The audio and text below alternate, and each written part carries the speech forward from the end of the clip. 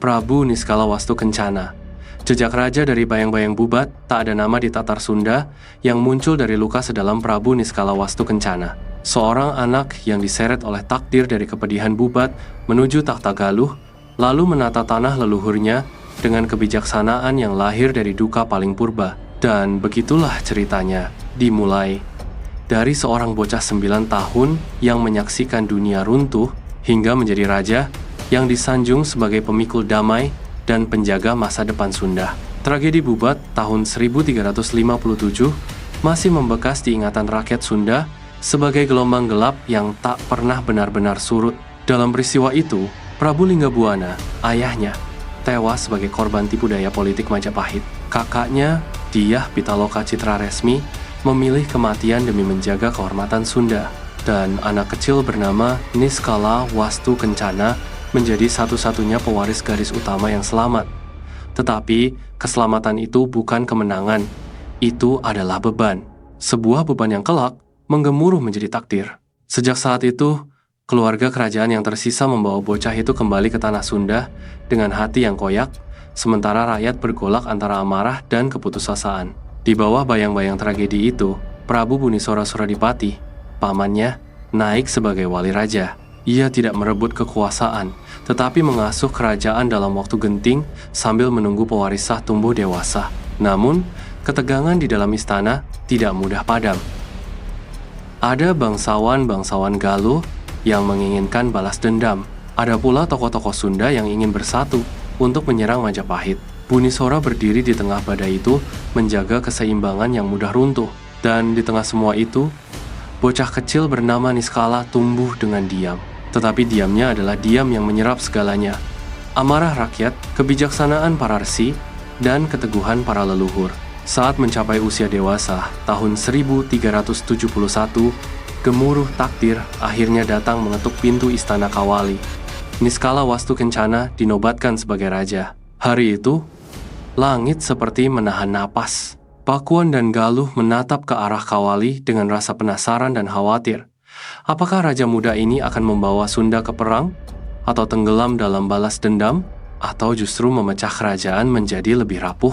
Ketika Niskala berdiri di hadapan rakyat, sorot matanya tidak liar seperti prajurit haus darah dan tidak gentar seperti pemuda yang baru menerima beban besar. Ia menyampaikan sesuatu yang jauh lebih mengejutkan. Aku tidak akan membalas dendam kepada Majapahit. Aku akan memperkuat negeri ini agar tak seorang pun dapat merendahkan Sunda lagi. Pernyataan itu jatuh seperti petir di langit tenang. Separuh bangsawan terkejut, separuh lagi marah.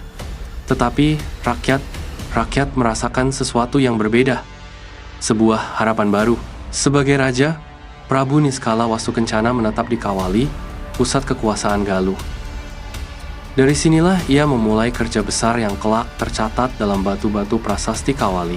Ia memerintahkan pembangunan tembok kota yang kokoh, menggali parit-parit pertahanan, memperbaiki jalan-jalan masuk, dan merenovasi Keraton Surawisesa agar menjadi pusat peradaban yang pantas bagi negeri yang ingin bangkit dari luka. Pembangunan itu bukan sekadar rekonstruksi kota, itu adalah deklarasi diam. Sunda boleh dilukai, tetapi tidak akan ditundukkan. Sementara itu, para resi dan pemuka agama datang dari Jayagiri, Sunda Sembawa, dan seluruh daerah spiritual di Tatar Sunda. Niskala memerintahkan bahwa wilayah-wilayah itu dibebaskan dari pajak karena ia menghormati mereka sebagai penjaga keseimbangan batin negeri. Kebijakan ini tercatat dalam Prasasti Kebantenan. Bukti bahwa sang raja memahami harmoni sebagai kekuatan negara, bukan sekadar formalitas keagamaan. Dengan kebijakan semacam itu, raja muda ini perlahan menjadi sosok yang tidak hanya dihormati karena darah birunya, tetapi karena pikirannya. Namun kekuatan terbesar Niskala Wastukencana bukan berasal dari pembangunan fisik, melainkan dari diplomasi yang ia bangun dengan kerajaan Sunda di Pakuan. Selama ratusan tahun, Galuh dan Sunda adalah dua kerajaan kembar, bersaudara tetapi terpisah kekuasaan. Sesekali bersatu, sering kali berdiri sendiri, selalu memegang keseimbangan yang rapuh. Tetapi, di bawah pemerintahan Niskala, hubungan itu berubah. Ia membangun diplomasi awak, hubungan dasar yang tidak memaksa, tetapi membuka jalan menuju satu visi besar, penyatuan Tatar Sunda. sesuatu yang belum pernah benar-benar terwujud sejak era Tarus Bawah. Namun, upaya ini membangkitkan ketegangan besar. Penguasa-penguasa daerah yang merasa kekuasaannya akan terancam mulai berkerumun dalam bisik-bisik pemberontakan. Para panglima lama yang ingin perang mengecam keputusan raja karena dianggap terlalu lembut. Ketegangan itu mencapai puncak ketika sebuah kelompok bangsawan mencoba menggalang kekuatan untuk menggulingkan sang raja. Wastu Kencana merespons dengan cara yang tidak seorang pun duga. Ia memanggil mereka, bukan untuk dihukum, tetapi untuk diajak bicara. Pertemuan itu berlangsung tegang, seperti bara yang hampir meledak. Jika kau menyatukan Sunda dan Galuh, desak seorang bangsawan, apa yang terjadi pada Galuh? Pada kekuasaan kami? Pada hak kami sebagai penguasa tanah? Niskala menatap mereka tanpa gentar. Galuh tidak akan hilang, jawabnya. Tetapi Galuh tidak boleh hidup sendiri. Kita tidak akan pernah kuat jika kita saling mencurigai. Sunda tidak mencaplok Galuh. Galuh tidak membawahi Sunda. Kita berdiri berdampingan dan kelak berdiri sebagai satu. Kata-katanya seperti palu yang menghancurkan keraguan. Dan untuk pertama kalinya sejak Bubat, Tatar Sunda memiliki cahaya baru. Pemerintahan panjang Niskala Wastu Kencana berlangsung selama lebih dari 1 abad menurut naskah-naskah lama angka yang mungkin simbolis, tetapi menggambarkan panjangnya masa damai yang ia bawa. Ia menikah dengan Larasarkati, putri Raja Lampung, memperkuat hubungan antar wilayah Nusantara.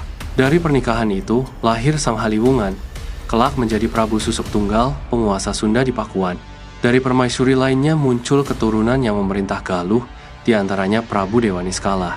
Dan dari garis keturunan cucunya, lahirlah tokoh besar masa depan, Sri Baduga Maharaja, Prabu Siliwangi, sang Raja Pajajaran yang masyhur. Semua itu bermula dari stabilitas yang dibangun oleh Niskala. Ketika Niskala Wastu Kencana meninggal tahun 1475, batu nisan batu tulis mencatat julukannya Sang Mokteng Nusalarang yang wafat dan dimakamkan di Pulau Suci Nusalarang, yang diperkirakan adalah Nusa Kambangan. Setelah ia wafat, Sunda dan Galuh tetap berdiri. Tetapi, jalan menuju penyatuan Tatar Sunda sudah terbuka lebar. Cucunya, Jaya Dewata, hanya melangkah mengikuti jalur yang telah dirintis oleh kakek yang bijaksana itu. Dan lahirlah Pajajaran, simbol besar bagi orang Sunda hingga kini. Nama Niskala Wastu Kencana adalah nama yang dipahat dari kesunyian, duka, dan kejernihan. Ia bukan raja perang, tetapi raja yang menundukkan kekacauan. Ia bukan pembalas dendam, tetapi penjaga kehormatan. Ia bukan penakluk, tetapi pemersatu. Dan kisahnya mengalir seperti sungai-sungai Priangan, tenang di permukaan, tetapi menyimpan arus kuat yang membentuk zaman.